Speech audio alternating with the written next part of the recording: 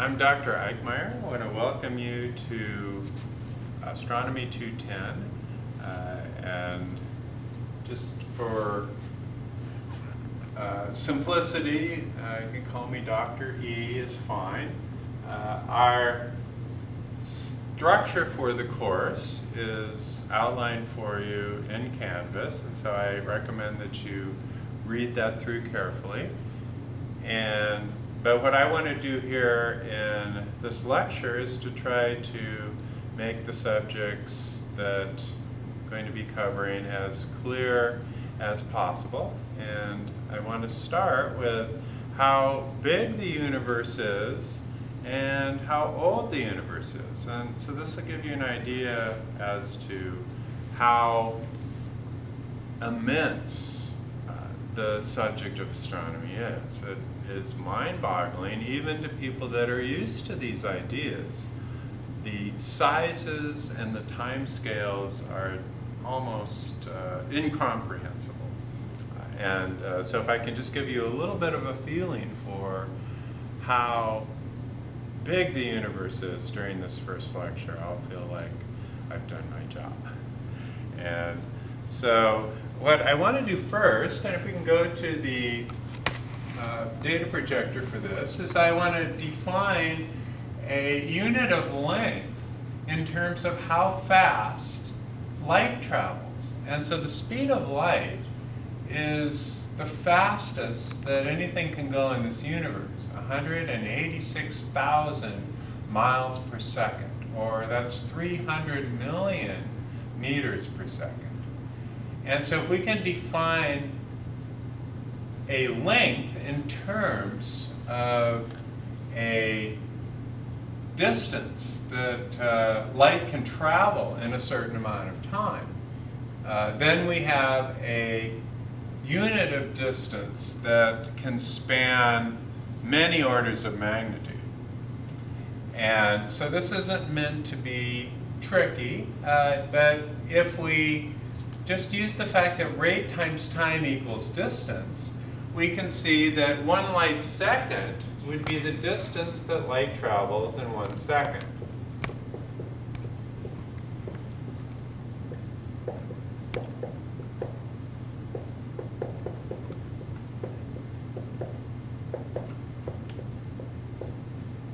And so that we can get from rate times time, so that's 186,000 miles per second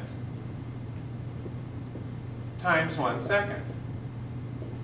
And just like if you're traveling at 60 miles per hour for 1 hour, you know how far you've gone. Rate times time equals distance. Just be 60 miles an hour times 1 hour is 60 miles. Here, 186,000 miles per second times 1 second is 186,000 miles. Okay, and so it would be incorrect to say that I finished up my homework assignment in a light second. And so, I mean, people would know, they'd say, oh, that must have been an easy assignment, you finished it really fast. But no, we're talking about a distance. So it'd be wrong to think of you having finished your homework assignment in a distance. But you could talk about finishing it in a certain amount of time. And so those are two completely different things. And so it's not meant to be confusing, but it's a unit of length that's gotten from rate times time equals distance. And so 1 light minute then, if we go back up to the data projector, is just the distance that light travels in 1 minute, which is about 11 million miles. That's 186,000 times 60 is roughly 11 million miles. We continue on. 1 light hour is something like 1 billion miles. Okay, so that's just the distance. Right? Remember, it's a distance again that light travels in an hour. And this isn't quite right. It's actually more like 750 million miles. It's about 3/4 of a billion. But a lot of times we're just interested in orders of magnitude and just rough estimates. And so we can say that roughly speaking, a light hour is maybe not quite 1 billion miles, but close to. And then 1 light year, this is much more frequently used as an astronomical distance. That's the distance that light travels in 1 year. And that's almost 6 trillion miles. Okay, so a year's worth of seconds, it's about 31 million seconds in a year. So 31 million times 186,000 is what gives us 5.8 million miles, or 5.8 trillion miles. So oftentimes then, we speak in terms of a light year being a unit of distance that's approximately equal to 6 trillion miles.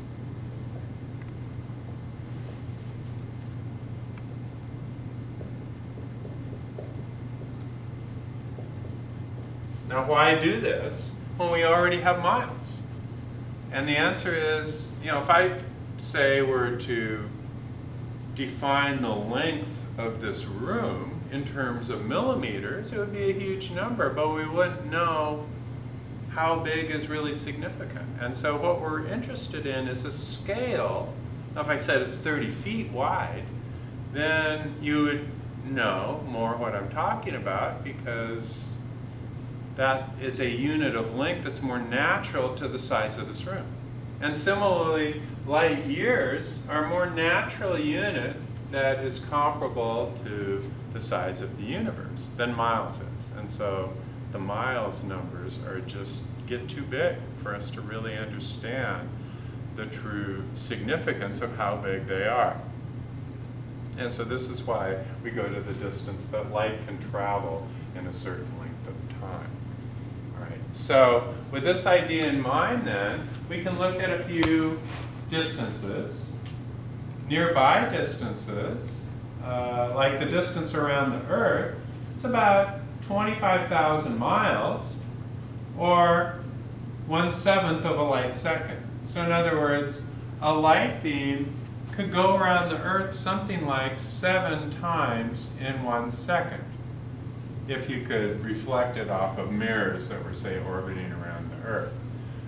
And so the speed of light as related to how far things can travel on the Earth, pretty much instantaneous, with 1/7 of a second being the amount of time that it takes to move 25,000 miles. But if we go to the moon, or if we're looking at light that comes from the moon, that's about 250,000 miles, which is roughly 10 trips around the Earth. And so we could say then that the distance to the moon is equivalent to 10 trips around the Earth, about.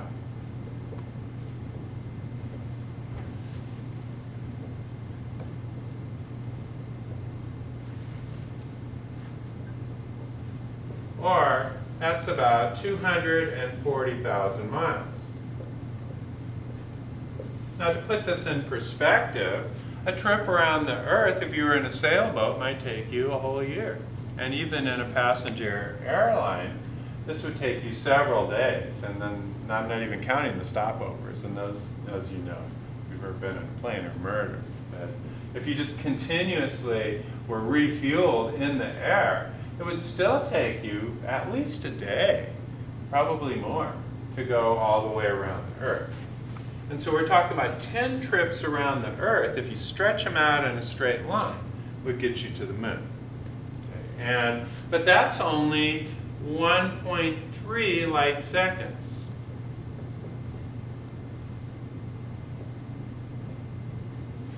Okay, and so what that is telling us then is that when we look at the moon, we're not seeing the moon as it is right now. And this is also true for anything that we look at in which light is leaving it and then getting to our eyes. We're always looking a little bit backward in time. But in the case of the moon, we're seeing it as it was 1.3 seconds ago. And probably nothing much has happened to change the state of the moon in 1.3 seconds. And similarly, if, say, I'm looking at an object in this room, light travels even at the speed of light, it's moving about 1 foot every billionth of a second. And so if I look out 10 feet, or you in your homes look at an object that's 10 feet away, you're seeing it as it was 10 billionths of a second ago. And so you're still looking back, even if you're looking at a sheet of paper that you're holding in your hand, you're seeing it as it was in the past, maybe a billionth of a second ago. And so you're never truly seeing things as they are now, but the delay time with most objects that we see on the surface of the Earth is so short that our minds can't even comprehend that kind of a delay, because it might take 50 thousandths of a second at the fastest, to generate a thought, okay? And so a billionth of a second then is way shorter length of time than the amount of time it takes us even to process information and generate a thought. And so that's why we don't notice it. But we're still looking backward in time. The farther out we look, the farther back in time we're looking. So looking at the moon then, we're not seeing that far into the past, but we are seeing a little bit into the past. Now if we go to the sun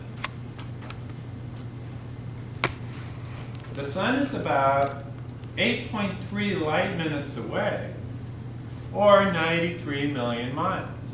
Okay, and so the distance to the sun is about 400 times the distance to the moon.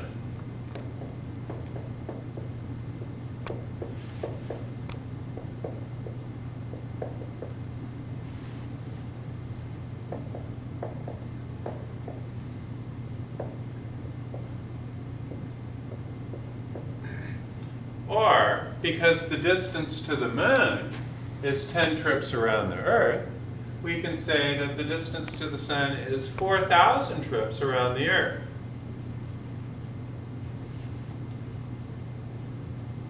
Approximately.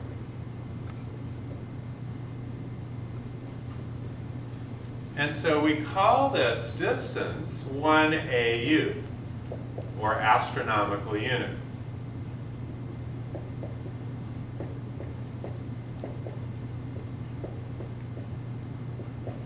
And so that's equivalent then to 8.3 light minutes, but also the same as 93 million miles on the average. Turns out that the Earth in its orbit around the sun can vary between 91 million, which happens typically around January the 5th, and 95 million, which happens around the 4th of July. And so that's a plus or minus 2% variation, and that's called an elliptical orbit. But it's fairly circular in that the variation is not large from a perfect circular motion. Okay, so if you're running out of things to celebrate on the 4th of July, you can also celebrate that the Earth is as far away from the sun as it's going to get during the year. All right, and so here then we see that that's also though equal to 8.3 light minutes. And so somebody says look at the sun, then of course you're not going to want to look directly at it because you could do eye damage. But if you look in the vicinity of the sun, you're not feeling the light that just left the sun. That is light that left the sun 8.3 minutes ago. And so what is the sun doing right now? Well, we won't know for another 8.3 minutes. And so a galaxy, which we'll talk more about what they are later, but two galaxies could collide. A black hole, which we'll also talk about more later, but it's a collapsed star that could do a lot of damage, could be thrown out from this collision between two galaxies, could go flying through our solar system, could take out our sun right now, and we wouldn't know about it for 8.3 minutes. And so we'd think, oh, the sun is shining so nicely, what a nice day. And the sun's already gone. It could be gone for 8 minutes or so before we realize that something horrible had happened. And at that point, the Earth would be cast adrift. But the odds of that happening are small in that they haven't happened in the last 4.5 billion years. And so it's nothing for us to be concerned about. But I just wanted you to know that it is possible. So that gets us then to the sun. Now we're talking, instead of distances to the moon on the order of light seconds, or distances around the Earth on the order of fractions of a light second, we're talking about light minutes to get to the sun.